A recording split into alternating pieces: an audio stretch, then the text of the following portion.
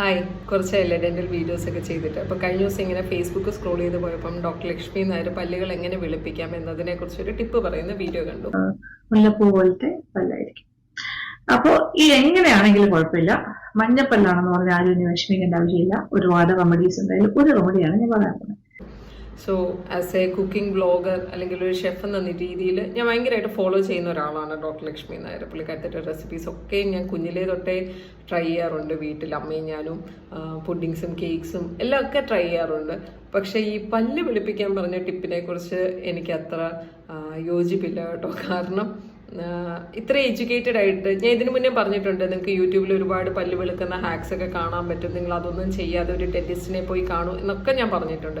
പക്ഷെ അതുപോലെയല്ല, ഡോക്ടർ ലക്ഷ്മി നായരെ പോലെ ഇത്ര എഡ്യൂക്കേറ്റഡ് ആയിട്ടുള്ള ഒരാൾ അറിയാത്തൊരു കാര്യത്തെക്കുറിച്ച് ഇത്ര ആധികാരികമായി പറഞ്ഞതിനെ എനിക്ക് ഒരു രീതിയിലും അക്സെപ്റ്റ് ചെയ്യാൻ പറ്റുന്നില്ല. മാം പറഞ്ഞിരിക്കുന്ന ഓരോ ഇൻഗ്രീഡിയൻസ്, സോ കോൾഡ് ഇൻഗ്രീഡിയൻസ് എന്ന് തന്നെ ഞാൻ പറയുള്ളൂ. അതിൻ്റെയൊക്കെ സൈഡ് എഫക്ട്സ് ഞാനിവിടെ ഒന്ന് ഡിസ്കസ് ചെയ്യാം. പിന്നെ പൂർവികരായിട്ട് ഉപയോഗിച്ച് വരുന്ന ഒരു സാധനമാണ്, അത് വീണ്ടും ഞാനൊന്ന് റീഇൻട്രൊഡ്യൂസ് ചെയ്യുകയാണ് എന്നുള്ള രീതിയിലാണ് പുള്ളിക്കാരത്തി പറയുന്നത്. സോ അതൊക്കെയാണ് ഞാൻ ഇതിലൊന്ന് ഡിസ്കസ് ചെയ്യുന്നത്. അല്ലാതെ പല്ല് ക്ലീൻ ചെയ്യുന്നതൊക്കെ എങ്ങനെയാണ് എഫക്റ്റീവായിട്ട് എങ്ങനെ ക്ലീൻ ചെയ്യാം എന്നൊക്കെ ഞാൻ ഓൾറെഡി ഡിസ്കസ് ചെയ്തിട്ട് ഒരു വീഡിയോ ഞാൻ ചെയ്തിട്ടുണ്ട്.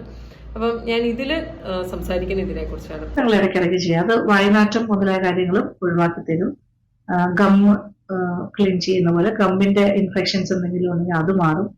എന്തുകൊണ്ടും വായിക്കാത്തുള്ള ജേംസിനെയൊക്കെ കൊല്ലും. അങ്ങനത്തെ ഒരുപാട് ഗുണങ്ങളുണ്ട്. അത് ആക്ടിവേറ്റഡ് ചാർക്കോൾ ഉമിക്കരി എന്ന് പറഞ്ഞാൽ ലിങ്ക് ഞാൻ പറ്റുമെങ്കിൽ കൊടുക്കും, വാങ്ങിക്കാൻ പറ്റും. ഓക്കെ, അതാണ് ഒരു കാര്യം. അപ്പം പറഞ്ഞിരിക്കുന്ന ഫസ്റ്റ് സാധനം ഉമിക്കരി, ആക്ടിവേറ്റഡ് ചാർക്കോൾ. അപ്പം ആമസോണിൽ നിന്നൊക്കെ മേടിക്കാൻ കിട്ടും എന്നൊക്കെയാണ് പറയുന്നത്. അപ്പോൾ ഉമിക്കരി അത് ഡയറക്റ്റ് അപ്ലൈ ചെയ്താലേ പല്ലിന് പ്രശ്നമുള്ളൂ. നമ്മൾ കൈ വെച്ചൊന്ന് തിരുമ്മി കഴിഞ്ഞാൽ അത് ഫൈൻ പൗഡർ ആകും. അങ്ങനെയാണെങ്കിൽ നമ്മുടെ ഇനാമലിന് പ്രശ്നമൊന്നും വരില്ല എന്നാണ് പറയുന്നത്. അപ്പോൾ നമ്മൾ എന്തേരെ കൈവച്ച് തിരുമ്മിയാലും മണലാണ്, അല്ലെങ്കിൽ പാറപ്പൊടി തന്നെയാണ്. അതിൽ പിന്നൊരു ഫൈൻ പൗഡർ ഫോം ഇല്ല. അങ്ങനെ ഒരു മണലോ പാറപ്പൊടിയോ വെച്ചിട്ട് നമ്മൾ ഗ്ലാസ്സിലിട്ട് ഉരച്ച് കഴിഞ്ഞാൽ ഗ്ലാസ്സിൽ പോറലുകൾ വീഴും എന്ന് പറയുന്ന പോലെ തന്നെയാണ് ഇനാമലും. നിങ്ങൾ ഇത് വിട്ട് ഉരച്ച് കഴിഞ്ഞാൽ ഇനാമലിൽ സ്ക്രാച്ചസ് വീഴും, പതിയെ ഇനാമൽ അവിടെ നിന്ന് പോകും, ഡെന്റിൻ തെളിഞ്ഞു വരും. ഡെന്റിൻ തെളിഞ്ഞു വന്നു കഴിഞ്ഞാൽ ഒന്ന് സെൻസിറ്റിവിറ്റി ഉണ്ടാകും, രണ്ട് യെല്ലോ കളറായിരിക്കും തെളിഞ്ഞു വരിക. ഇനാമലിനേക്കാളും ഷെയ്ഡ് കുറവാണ് ഡെന്റിന്. അപ്പോൾ അത് തെളിഞ്ഞു വരുമ്പോഴത്തേക്കും വീണ്ടും മഞ്ഞ കളറായിട്ട് തന്നെ ഇരിക്കും. അപ്പോൾ പ്രിസ്ക്രിപ്ഷൻ സഹിതമാവട്ടെ പറയുന്നത്, നിങ്ങൾ എല്ലാ ദിവസവും ഇത് ചെയ്യേണ്ട, ആഴ്ചയിൽ 2 ദിവസം ചെയ്താൽ മതി, അങ്ങനെയാണെങ്കിൽ ഇനാമലിന് പ്രശ്നം വരികയില്ല എന്നൊക്കെ പ്രിസ്ക്രിപ്ഷൻ സഹിതമാണ് പറയുന്നത്. എങ്കിലും ആഴ്ചയിൽ 2 ദിവസം പോലും നിങ്ങൾക്ക് ഇത് ചെയ്യേണ്ട കാര്യമില്ല. കാരണം പല്ലിൽ സോഫ്റ്റ് അക്യുമുലേഷൻ കൊണ്ടുള്ള മഞ്ഞ കളറാണെന്നുണ്ടെങ്കിൽ നിങ്ങൾ രാവിലെയും വൈകിട്ടും ബ്രഷ് ചെയ്താൽ അത് പോകും. നോർമൽ സോഫ്റ്റ് ബ്രഷ് വെച്ച് ചെയ്യുന്ന ബ്രഷിങ്ങിൽ തന്നെ അത് പോകും. ഹാർഡ് ബ്രഷ് പോലും ഞങ്ങൾ സജസ്റ്റ് ചെയ്യുന്നില്ല. രണ്ടാമത്തെ കാര്യം, ഇനിയിപ്പം വെളുക്കുന്നതല്ലേ എന്നാൽ പിന്നെ ഡെയിലി അങ്ങ് തേച്ചേക്കാന്ന് വിചാരിക്കുന്നവരെ സംബന്ധിച്ച് ഡെയിലി ഇട്ട് ഉരച്ച് കഴിഞ്ഞാലും ഇനാമൽ പോകും. ഇനി അതല്ല, കക്ക പിടിച്ചുകൊണ്ടിരിക്കുന്ന മഞ്ഞ കളറാണെന്നുണ്ടെങ്കിൽ ഇതൊക്കെ ഇട്ട് തേച്ചാലും കാര്യമില്ല.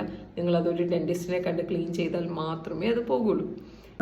മുല്ലപ്പൂ പോലത്തെ പല്ലായിരിക്കും. അപ്പോൾ ഈ എങ്ങനെയാണെങ്കിലും കുഴപ്പമില്ല. മഞ്ഞപ്പല്ലാണെന്ന് പറഞ്ഞാൽ ആരും ഇനി വിഷമിക്കേണ്ട ആവശ്യമില്ല. ഒരുപാട് റെമഡീസ് ഉണ്ടായാലും ഒരു റെമഡിയാണ് ഞാൻ പറയാൻ പോകുന്നത്.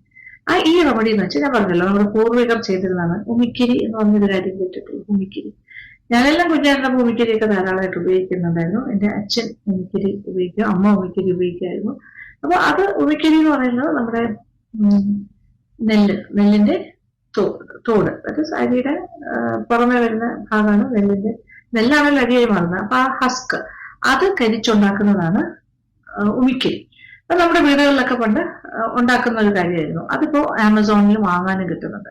അത് ആക്ടിവേറ്റഡ് ചാർക്കോൾ ഉമിക്കരി എന്ന് പറഞ്ഞാല് ലിങ്ക് ഞാൻ പറ്റുമെങ്കിൽ കൊടുക്കും, വാങ്ങിക്കാൻ പറ്റും. ഓക്കെ, അതാണ് ഒരു കാര്യം. അപ്പൊ ഞാൻ കാണിച്ചു തരാം, അതിന്റെ ഡീറ്റെയിൽ ആയിട്ട് കാണിച്ചു തരാം. ഇത്രയും കാര്യങ്ങളാണ് നമുക്ക് വേണ്ടത്. ക്ലോസ് ചെയ്യാവുന്ന കാര്യം ഇത് ഉമിക്കരി.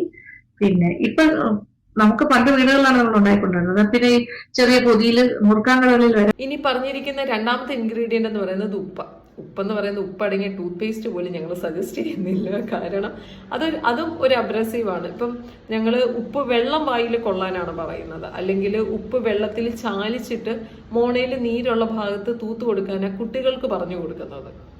അല്ലാതെ ഡയറക്റ്റ് ഉപ്പ് അപ്ലൈ ചെയ്യാൻ ഞങ്ങൾ സജസ്റ്റ് ചെയ്യുന്നില്ല. അപ്പോൾ അങ്ങനെയുള്ളപ്പം ആ വീഡിയോയിൽ പറയുന്നത് നിങ്ങളിത് മോണയിലും ഒക്കെ തേച്ച് കൊടുക്കും, മോണയ്ക്കും ഒക്കെ നല്ലതാണ് എന്നാണ്. മോണ സോഫ്റ്റ് ആയിട്ടായിരിക്കുന്നതെങ്കിൽ ഈ അബ്രസീവായിട്ടുള്ള സാധനം വെച്ച് തേച്ച് കഴിഞ്ഞാൽ മോണയിൽ കീറലുകൾ ഉണ്ടാകും, ഇനാമൽ പോകും. ഇതൊക്കെയാണ് അതിൻ്റെ പ്രശ്നങ്ങളെന്ന് പറയുന്നത്. പിന്നെ മഞ്ഞൾപ്പൊടി ശരിയാണ്, ഫൈൻ പൗഡറാണ്, ഇനാമൽ പോകേണ്ട കാര്യമൊന്നുമില്ല. പക്ഷേ നമ്മൾ പല്ലിൻ്റെ കളറിലുള്ളൊരു ഫില്ലിങ് നമ്മുടെ പല്ലിലുണ്ടെന്ന് വെച്ചു, ആരെങ്കിലും ഒക്കെ ചെയ്തിട്ട് കാണുമല്ലോ, കുറേ പേരെങ്കിലും ഒക്കെ അത് ചെയ്തിട്ട് കാണും. അങ്ങനെയുള്ളവർ ഈ മഞ്ഞൾപ്പൊടി ഇട്ട് തേച്ച് കഴിഞ്ഞാൽ ആ ഫില്ലിങ്ങിൽ ആ മഞ്ഞ കറ കയറി പിടിക്കും. അങ്ങനെ പല്ലിൻ്റെ കളറിൽ ഫില്ലിങ് ചെയ്തിരിക്കുന്നവർക്ക് അറിയാം. കുറേ വർഷം കഴിയുമ്പോൾ അവർ വന്ന് പറയാറുണ്ട്, ഡോക്ടർ ഇതിൻ്റെ കളറ് മാറി, ഒന്ന് മാറ്റി തരാമോ എന്ന് ചോദിക്കാറുണ്ട്. കാരണം ഇതാണ്, നമ്മൾ യൂസ് ചെയ്യുന്ന ഫുഡ് ഐറ്റംസിൽ കളറുകളുണ്ട്, മഞ്ഞൾപ്പൊടി, മുളക് പൊടി, മസാലാസ് ഒക്കെ കളറുണ്ട്. ആ കളറെ കയറി പിടിക്കുന്നത്. അങ്ങനെയുള്ളപ്പോൾ നമ്മൾ മഞ്ഞൾ വെച്ചിട്ട് ഡയറക്റ്റ് അപ്ലൈ ചെയ്താൽ എങ്ങനെ ഇരിക്കും? ആ കറയും കയറി പിടിക്കും. പിന്നെയുള്ളത് നാരങ്ങാനീര് സിട്രസ് ആസിഡാണ്. ആസിഡ് ഓക്കെ, അതിൻ്റെ അളവ് കുറവാണ്, എന്തോ 1/2 ടീസ്പൂൺ എന്തേ ഉള്ളൂന്ന് തോന്നുന്നു. സോ കുഴപ്പമില്ലായിരിക്കും, എനിക്കറിയില്ല. പക്ഷെ സിട്രസ് ആസിഡ് ഡയറക്റ്റ് നമ്മുടെ പല്ലിൽ കൊണ്ടുകഴിഞ്ഞാൽ ഇനാമൽ ക്ഷയിച്ച് പോകാൻ സാധ്യതയുണ്ട്. സിട്രസ് ആസിഡ് എന്നല്ല ഏത് അസിഡിക് ഫോമിലുള്ള സാധനം കോൺസെൻട്രേറ്റഡ് ആയിട്ട് നമ്മുടെ പല്ലിൽ വന്നു കഴിഞ്ഞാൽ ഇനാമൽ ക്ഷയിക്കാൻ സാധ്യതയുണ്ട്. ഏറ്റവും സിമ്പിളായിട്ട് പറഞ്ഞാൽ നമ്മൾ കഴിച്ചിട്ട് തിരിച്ച് തികട്ടി കയറി വരുന്ന സാധനത്തിൻ്റെ അസിഡിക് കണ്ടന്റ് പോലും പല്ലിൻ്റെ ഇനാമലിന് ചീത്തയാണ്. പിന്നെ പറഞ്ഞിരിക്കുന്ന സാധനം വെളിച്ചെണ്ണ. അതിനെപ്പറ്റി സത്യമായിട്ടും എനിക്കറിയത്തില്ല, പോസിറ്റീവും അറിയത്തില്ല, നെഗറ്റീവ് എനിക്കറിയത്തില്ല, ഞാൻ പഠിച്ചിട്ടുമില്ല. അതുകൊണ്ട് വെളിച്ചെണ്ണയെക്കുറിച്ച് ഞാൻ കമൻറ്റ് ചെയ്യുന്നില്ല. മേ ബി അത് നല്ലതായിരിക്കാം, അല്ലെങ്കിൽ ചീത്തയായിരിക്കാം, ഞാൻ പഠിച്ചിട്ടില്ല, എനിക്ക് അതുകൊണ്ട് അറിയത്തില്ല. പിന്നെ ഇത്രയും സാധനങ്ങളാണ് പറഞ്ഞിരിക്കുന്നത്. ആഴ്ചയിൽ 2 ദിവസം ഇങ്ങനെ തേച്ച് കഴിഞ്ഞാൽ പല്ല് വെളുക്കുമെന്ന്.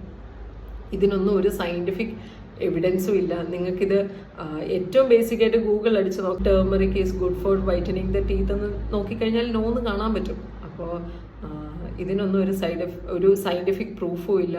അല്ലെങ്കിൽ ഇതിനൊക്കെ വൈറ്റനിങ് പ്രോപ്പർട്ടി ഉണ്ടെന്നാണ് പറയുന്നത്. മേ ബി ടേമറിക്കിനൊക്കെ കാണും, നമ്മുടെ മുഖത്ത് തേച്ച് കഴിഞ്ഞാൽ ടേമറിക്കൊക്കെ തൂത്ത് കഴിഞ്ഞാൽ സ്കിൻ വൈറ്റൻ ആകുമായിരിക്കാം. പക്ഷെ പല്ലിൻ്റെ ഷെയ്ഡിനെ ബാധിക്കുന്നതും സ്കിന്നിൻ്റെ ഷെയ്ഡിനെ ബാധിക്കുന്നതും രണ്ട് കാരണങ്ങളാണ്. അതുകൊണ്ട് മഞ്ഞളിനൊക്കെ പല്ലിനെ വെളുപ്പിക്കാനുള്ള ഒരു കഴിവുണ്ടെന്ന് എനിക്ക് തോന്നുന്നില്ല, ഞങ്ങൾ പഠിച്ചിട്ടും ഇല്ല. അങ്ങനെ അത്ര വെളുപ്പിക്കണം എന്നുള്ളവർക്ക് ബ്ലീച്ചിങ് ചെയ്യാം. ബ്ലീച്ചിങ്ങിന് പോലും ഒരു സൈഡ് എഫക്റ്റ് ഉണ്ടെന്നാണ്, അതായത് സെൻസിറ്റിവിറ്റി ഉണ്ടാകാൻ സാധ്യതയുണ്ടെന്നാണ് ഞങ്ങൾ പറയുന്നത്. പിന്നെ പണ്ടുള്ളവരൊക്കെ ഇത് ഉപയോഗിച്ചുകൊണ്ടിരുന്നതല്ലേ, അവർക്കാർക്കും ഒരു കുഴപ്പമില്ലല്ലോ, പിന്നെ നമുക്ക് എന്താ പ്രശ്നം വരാൻ എന്ന് ചോദിച്ചു കഴിഞ്ഞാൽ പണ്ടുള്ളവർക്ക് എന്തെങ്കിലും പ്രശ്നം ഉണ്ടായിരുന്നുള്ളത് നമുക്കറിയത്തില്ല. അവർക്ക് പല്ലിന് വേദന വരും, അവർ കൊണ്ട് എടുത്ത് കളയിക്കും.